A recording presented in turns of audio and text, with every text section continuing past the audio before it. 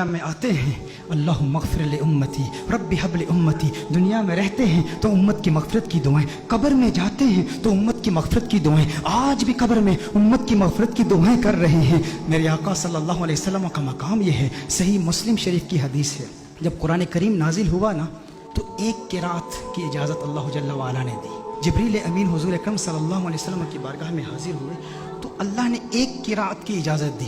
حضور اکرم صلی اللہ علیہ وسلم نے جبریل امین کو واپس بھیج دیا، جبریل واپس چلے جاؤ، اللہ کی بارگاہ میں عرض کرو کہ میری امت کے قبائل تو بہت زیادہ ہیں، اب ایک قرات کی اجازت، یہ میری امت کے لیے اس کا تلفظ آسان نہیں ہے، حوّن علی امتی، امت کو سہولت دی جائے۔ نبی کریم صلی اللہ علیہ وسلم نے جبریل امین کو واپس بھیج دیا، جبریل امین اللہ کی بارگاہ میں حاضر ہوئے۔ اب دیکھیں ہندوستان کے علماء بیٹھے ہیں، حضور کے امتی ہندوستان میں بھی رہتے ہیں نا، میں جب ہندوستان میں جاتا ہوں تو وہاں پر جب بیانات میں مجھے دعوت دی جاتی ہے، جب مجھے مدعو کرتے ہیں تو کہتے ہیں ثاقب شامی کو ہم دعوت دے رہے ہیں۔ ثاقب شامی کہیں گے یا ثاقب سامی کہیں گے؟ تو ہندوستان کے کچھ ایسے علاقے ہیں جہاں پر سے اور شین کو اکٹھے نہیں وہ تلفظ کر پاتے، ادا نہیں کر پاتے۔ نظام الدین اولیاء رحمہ اللہ کی بارگاہ میں گیا تو وہاں کہتے ہیں نجام الدین اولیاء۔ ہندوستان بہت بڑا ہے، میں حیدرآباد دکن میں گیا تو وہاں قرآن کی جگہ قرآن کہہ رہے، قرآن، تو ہر ایک کے لیے تلفظ آسان نہیں ہے۔ تو میں کہتا ہوں وہ تو ایک ہندوستان ہے، میرے آقا صلی اللہ علیہ وسلم کی امت تو پوری دنیا میں ہے۔ تو حضور نے اللہ کی بارگاہ میں التجا کی کہ یا اللہ میری امت کے لیے بہت مشکل ہے، ایک قرات کی اجازت دی ہے، مزید اضافہ کیا جائے۔ جبریل امین اللہ کی بارگاہ میں حاضر ہوتے ہیں، اللہ ارشاد فرماتا ہے جا جبریل واپس جا، دو قراتوں کی اجازت۔ حضور پھر عرض کرتے ہیں، ارشاد فرماتے ہیں جبریل واپس چلا جا، دو بھی کافی نہیں ہے۔ جبریل امین پھر اللہ کی بارگاہ میں حاضر ہوتے ہیں، مزید اضافہ کیجئے۔ اللہ نے ارشاد فرمایا تین قراتوں کی اجازت۔ حضور کی بارگاہ میں جبریل امین حاضر ہوتے ہیں، حضور فرماتے ہیں حوّن علی امتی، مزید سہولت دی جائے میری امت کو۔ اللہ نے ارشاد فرمایا جا میرے محبوب، تیرے صدقے 7 قراتوں کی اجازت ہے۔ اللہ ناراض نہیں ہوا، اللہ نے ناراضگی کا اظہار نہیں کہ میں ارحم الراحمین ہوں، میں اپنی مخلوق کے تلفظ کو نہیں جانتا تو کون جانتا ہے؟ میرے محبوب بار بار جبریل کو واپس کیوں بھیجتا ہے؟ میں نے تو قرآن نازل کیا نا، لیکن اللہ نے ناراضگی کا اظہار نہیں کیا، بلکہ اللہ جل وعلا نے پیار کا اظہار کیا۔ اب اللہ کا پیار کیا ہے، اللہ کی محبت کیا ہے کہ محبوب یہ جو 3 بار تجھے تکلیف اٹھانی پڑی نا کہ تو نے جبریل کو 3 بار بھیجا ہے میری بارگاہ میں، اس تکلیف کی وجہ سے محبوب تجھے انعام دیتا ہوں، تجھ پہ اپنی عنایات کا نزول کرتا ہوں۔ وہ انعام کیا ہے؟ تجھے ضمانت والی 3 دعائیں دیتا ہوں، 3 دعائیں۔ صحیح مسلم کی حدیث کا مفہوم پیش کر رہا ہوں، ضمانت والی 3 دعائیں، جب بھی مانگے گا قبول ہو جائیں گی۔ سارے انبیاء کو دعائیں دی گئی، حضرت سلیمان علیہ السلام کو بھی ایک ضمانت والی دعا دی گئی کہ جو دعا کرے گا قبول ہو جائے گی، باقی انبیاء کو ایک ایک دعا دی گئی۔ حضور اکرم صلی اللہ علیہ وسلم کو 3 دعائیں دی گئی کہ ہے محبوب 3 دعائیں ہیں۔ سلیمان علیہ السلام نے دعا کیا کی؟ یا اللہ مجھے بادشاہ ایسا بنا دے کہ میرے جیسا کوئی بادشاہ نہ ہو۔ اللہ جل وعلا نے دعا قبول کر لی۔ ابراہیم علیہ السلام نے اپنی اولاد کے لیے دعا کی کہ یا اللہ میری اولاد میں انبیاء اور رسول بھیج، اللہ نے وہ دعا قبول کر لی۔ حضرت نوح علیہ السلام نے اپنے دشمنوں کی تباہی کی دعا کی، ان کے دشمنوں کو اللہ نے تباہ کر دیا، سب کی دعائیں قبول ہوئی، لیکن ہر نبی نے جو دعا کی نا، یا اپنے لیے کی، یا اپنی اولاد کے لیے کی، یا اپنے دشمنوں کی ہلاکت کے لیے کی، انہیں ایک ایک دعا ملی، لیکن کونین کے والی صلی اللہ علیہ وسلم کو 3 دعائیں ملی۔ لیکن میرے آقا کی دعائیں کیا ہیں؟ میرے آقا صلی اللہ علیہ وسلم نے ایک بھی دعا اپنے لیے نہیں کی، 2 دعائیں دنیا میں ہی کر لی اور ایک دعا آخرت کے لیے مؤخر کی۔ دنیا کے لیے جو دعا تھی وہ کیا تھی؟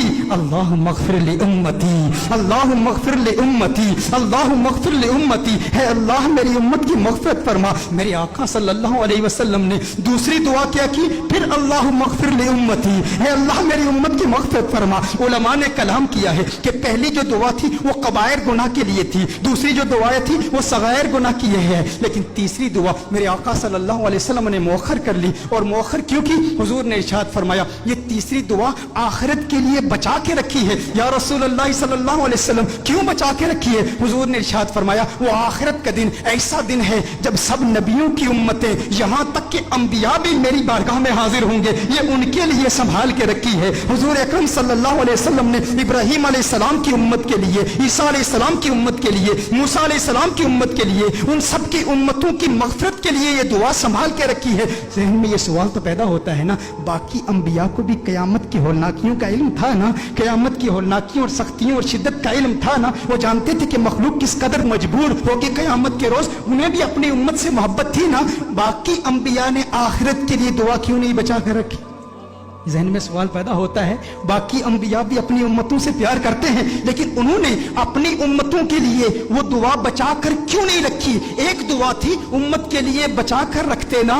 انبیاء کو پتا تھا، انبیاء جانتے تھے کہ اس لجپال کو لاج ہے۔ ارے ہم کیوں پریشان ہوں جس کی آمد کے تذکرے ہم کب سے کر رہے ہیں، اپنی امتوں کو بتا رہے ہیں وہ محمد عربی آ رہا ہے، وہ لجپال ہے، جہاں اپنی امتوں کو بچائے گا وہاں ہماری امتوں کو بھی بچائے گا۔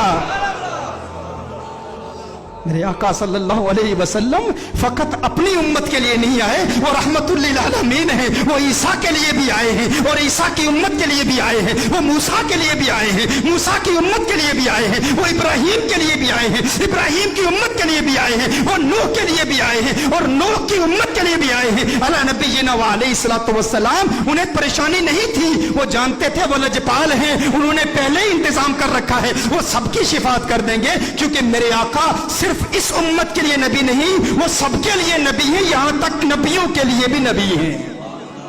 اعلیٰ حضرت نے یہ احمد رضا صاحب کلام پڑھ رہے تھے، اس وقت مجھے اعلیٰ حضرت کا وہ کلام یاد آیا۔ اعلیٰ حضرت نے بڑا خوبصورت تخیل باندھا ہے کہ دنیا میں میرے دل میں یہ خواہش ہے کہ نبیوں اور رسولوں سے ملوں اور سارے انبیاء اور رسول سے ایک التجا کروں، ان سے ایک بات پوچھوں۔ یہ کس کی خواہش ہے؟ اعلیٰ حضرت کی خواہش ہے کہ اس دنیا میں سارے انبیاء اور رسول سے ملاقات کروں اور ان سے ایک سوال پوچھوں۔ لیکن اس دنیا میں ممکن تو نہیں ہے احمد رضا کہ سارے انبیاء اور رسول کی بارگاہ میں تو حاضر ہو اور ان سے سوال پوچھ۔ کہا تو پھر میں قیامت کے روز پوچھ لوں گا، آخرت میں پوچھ لوں گا۔ اس وقت مخلوق بھی اپنے اپنے مقام کے اعتبار سے اور اللہ کی شان کے لائق اللہ کو دیکھے گی، تو اللہ کے سامنے اعلیٰ حضرت حضور کے سامنے انبیاء سے ایک سوال پوچھیں گے۔ وہ سوال کیا ہے؟ انبیاء سے کروں عرض کیوں مالک ہو؟ انداز دیکھیں، تیور دیکھیں، ادب کا مقام دیکھیں، حضور کا احترام بھی ہے۔ امتی آپ کا ہوں لیکن انبیاء سے ایک سوال پوچھنا چاہتا ہوں، انبیاء سے کروں عرض کیوں مالک ہو؟ کیوں مالک ہو؟ انبیاء سے کروں عرض کیوں مالک ہو؟ کیوں مالک ہو؟ کیا نبی ہے تمہارا ہمارا نبی؟ یہ جو ہمارے آقا ہیں، جو ہمارے نبی ہیں، کیا تمہارے بھی یہی نبی ہیں؟ انبیاء سے کروں عرض کیوں مالک ہو؟ انبیاء سے کروں عرض کیوں مالک ہو؟ کیا نبی ہے تمہارا ہمارا نبی؟ انبیاء فرمائیں گے احمد رضا آج پوچھ لیا ہے، تجھے موقع ملا ہے اللہ کی بارگاہ میں، انبیاء کی بارگاہ میں، رسولوں کی بارگاہ میں، آقا خود موجود ہیں، پوچھ لیا ہے تو سن احمد رضا، تو نے کہا انبیاء سے کروں عرض کیوں مالک ہو؟ کیا نبی ہے تمہارا ہمارا نبی؟ جیسے سب کا خدا ایک ہے ویسے ہی ان کا ان کا تمہارا ہمارا نبی۔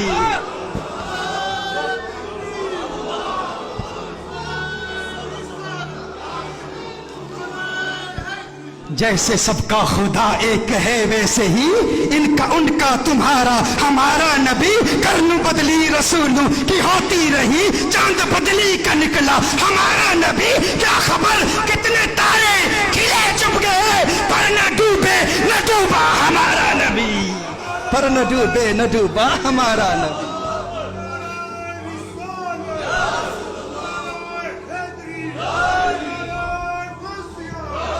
اچھا میں عرض کر رہا تھا